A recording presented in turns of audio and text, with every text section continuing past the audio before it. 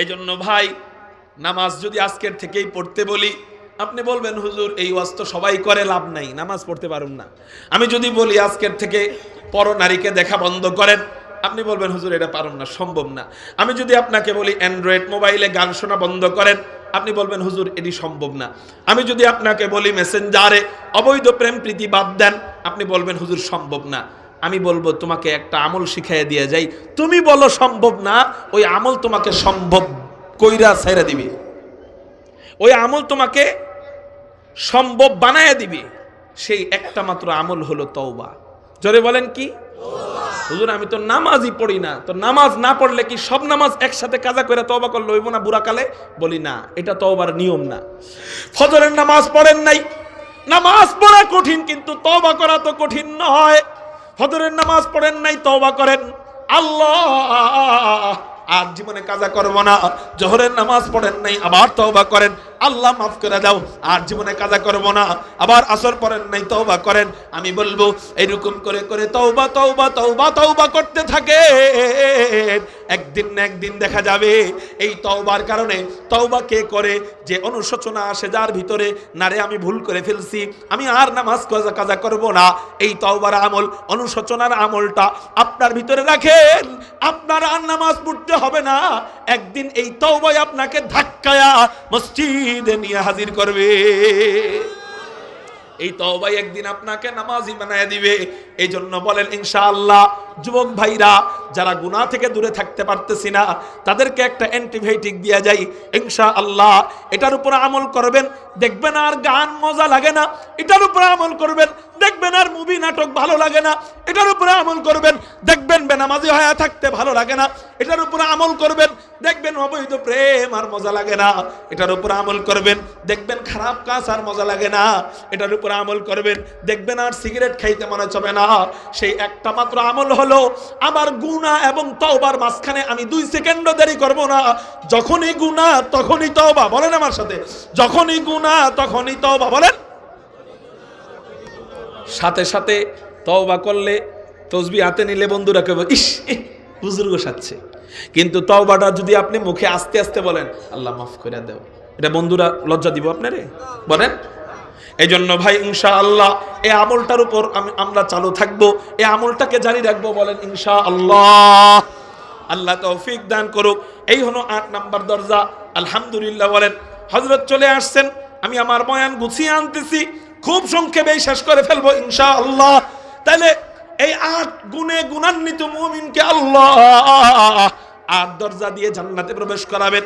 এখন আপনার মনে একটা প্রশ্ন জাগতে পারে, হুজুর একই ব্যক্তি কি 2-3টা দরজা তার জন্য খোলা থাকবে কিনা? 2-3 দরজা তার জন্য খোলা থাকবে কিনা? আমি বলবো হ্যাঁ। আপনি যদি 2 গুণ অর্জন করতে পারেন, আপনার জন্য 2 দরজা খোলা। আপনি যদি 3 গুণ অর্জন করতে পারেন, আপনার জন্য 3টা দরজা খোলা। আপনি যদি 4 গুণ অর্জন করতে পারেন, আপনার জন্য 4টা দরজা খোলা। এখন প্রশ্ন করতে পারেন, হুজুর এমন কি কোনো বান্দা আছে কিনা যার জন্য আল্লাহ জান্নাতের 8টা দরজা খুলে রাখবে?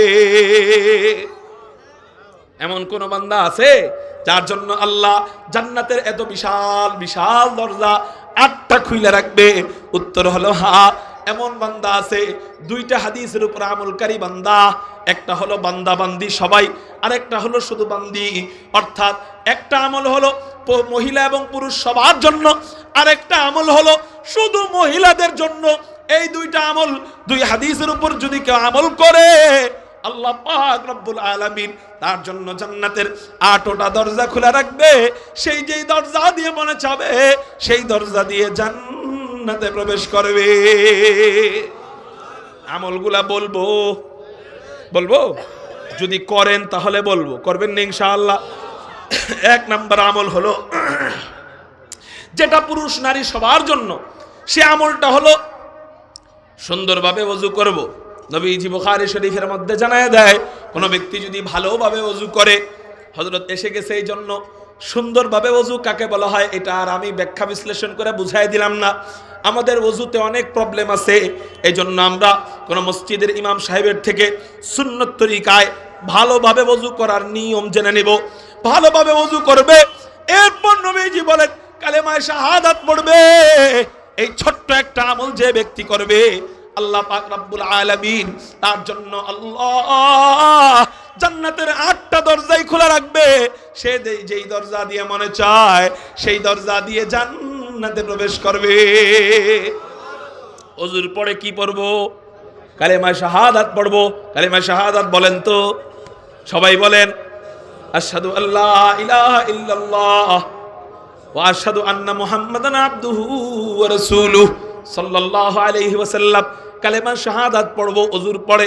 এই হলো সবার জন্য আমল। এবার আসেন মহিলাদের জন্য একটা হাদিস আছে। নবীজি বলেন কোন মা বোন 4টা গুণ যদি অর্জন করে আল্লাহ তার জন্য জান্নাতের 8টা দরজা খোলা রাখবে। সেই যেই দরজা দিয়ে মনে চায় সেই দরজা দিয়ে জান্নাতে প্রবেশ করবে। মা বোনদের জন্য জান্নাতে যাওয়া সহজ বেশি। বলেন, মা বোনদের জন্য জান্নাতে যাওয়া সহজ বেশি, আমাদের জন্য একটু কঠিন বেশি। সেটা কি? কখনো কখনো তাবলীগ করো, কখনো কখনো ইস্তেমায় যাও, কখনো কখনো বয়ানের ময়দানে আসো, কখনো কখনো গাশত করো, কখনো কখনো আল্লাহ আলাদের দরবারে যাও, কখনো কখনো আল্লাহ আলাদের খানকায় যাও, কখনো কখনো মাদ্রাসায় দান করো, কখনো কখনো একটা ইতিমের জিম্মাদারি নাও। পুরুষদের জন্য একটু কঠিন, কিন্তু মহিলাদের জন্য একেবারে নবীজি সহজ করে দিছে। কেন কেন কেন? কয় মা বোনরা হলো দুর্বল। বেশি ইবাদত চাপায় দিলে এরা সংসারিক কাজ করবে কখন, ইবাদত করবে কখন? এই জন্য মা বোনদের জন্য মাত্র 4টা গুণ।